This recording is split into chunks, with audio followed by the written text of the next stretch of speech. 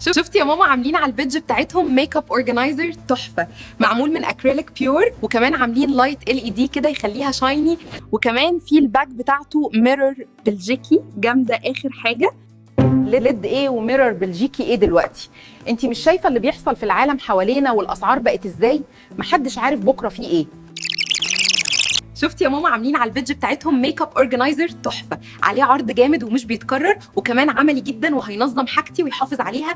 طب ماشي يا بنتي، لو عرض بجد ومفيد زي ما بتقولي اطلبيه، ما عنديش مشكله، بس خلي بالك من مصاريفك الفتره الجايه، رتبي اولوياتك. عندك خدمة أو منتج بتسوق له، فمهم جدا تعرف إن التسويق زي الجيم ملهوش قاعدة ثابتة، وإنما أنت اللي بتغير قواعد اللعبة حسب ظروف السوق. خليك عارف إن كل خطوة هتحاسب عليها وكل كلمة وليها وقتها، فالرسالة التسويقية بتاعتك لازم تتفصل على حسب متغيرات كتير أهمهم الوضع الاقتصادي، زي مثلا الظروف اللي العالم بيمر بيها النهاردة. تخلي رسالتك التسويقية وكل كلمة بتقولها عن منتجاتك متركزة في بدايتها على محورين: الفايدة والفرصة.